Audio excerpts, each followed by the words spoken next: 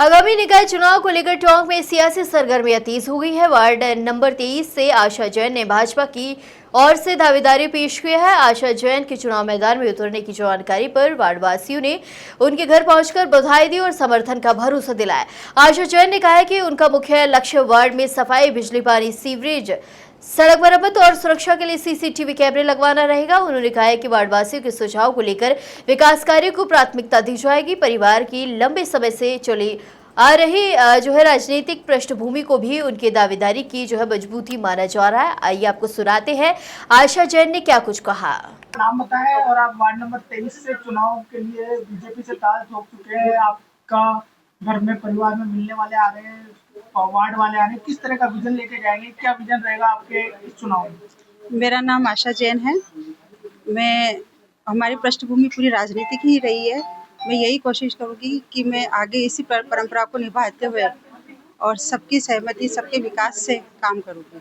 क्या विजन रहेगा? नाली, सड़क, पानी, बिजली किस तरह का रहेगा? स्वच्छता का रहेगा और सब बिजली समस्या है, पानी की समस्या है, इनको खत्म करने की कोशिश करूंगी। वार्ड मेंबर का चुनाव है, कार्यकर्ता का चुनाव होता है। आपकी पृष्ठभूमि पूरे परिवार की, छोटे से कार्यकर्ता से बीजेपी से पुलिस परिवार नाम जाना जाता है, तो किस तरह की समस्याएं लेके आएंगे आपके पास? तो किस तरह की समस्याओं का निराकरण करेंगे?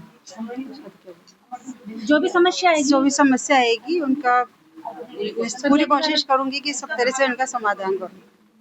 नगर निकाय चुनाव आ चुके हैं, आप पूर्व जिला प्रमुख थे, आपकी बहू चुनाव लड़ रही है, किस तरह से देखते हैं? आपका क्या गाइडेंस रहेगा इनके पास में, क्या रहेगा, क्या अनुभव देंगे?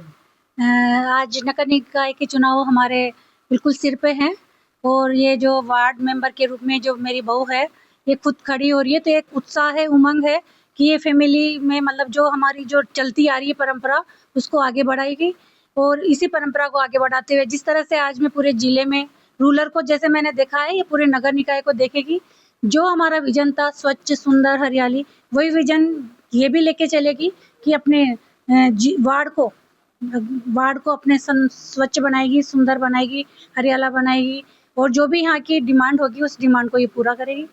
राजनीतिक पृष्ठभूमि है, आपका परिवार नेता परिवार कहा जाता है, पृष्ठभूमि है, किस तरह का आपका अनुभव इनको साझा करेंगे? किस तरह का मतलब चुनाव में और चुनाव के बाद, जीतने के बाद किस तरह का अनुभव? मैं यही कहना चाहूंगी कि जो हमारी राजनीतिक पृष्ठभूमि है मतलब आज की नहीं है, बरसों से हमारी चली आ रही है। हमारे जो खुद श्याम जी भाई साहब जो पूर्व जिलाध्यक्ष यहाँ भारतीय जनता पार्टी के रहे हैं, भागचंद जी भाई साहब हमेशा पार्षद रहे हैं, श्याम जी भाई साहब खुद पार्षद रहे हैं, हमारे साहब खुद डीआर 3 बार डीआर रह चुके हैं और भी पूरी हमारी राजनीतिक पृष्ठभूमि है। टाइम पे परिवार में से कोई ना कोई मेंबर हमारा हमेशा राजनीति में खड़ा, मतलब जनप्रतिनिधि के रूप में हमेशा खड़ा रहा है। और मैं जिला प्रमुख होने के नाते यही कहूँगी कि जब भी अगर मौका मिलता है पार्षद बने या कुछ आगे भी अगर कुछ जिम्मेदारी मिलती है तो अपनी जिम्मेदारी को पूर्णतः ये निभाए और अपना एक विजन लेके चले, उस विजन को सफलतापूर्वक अपना कर्म करे। क्या गुरु मंत्र देंगे?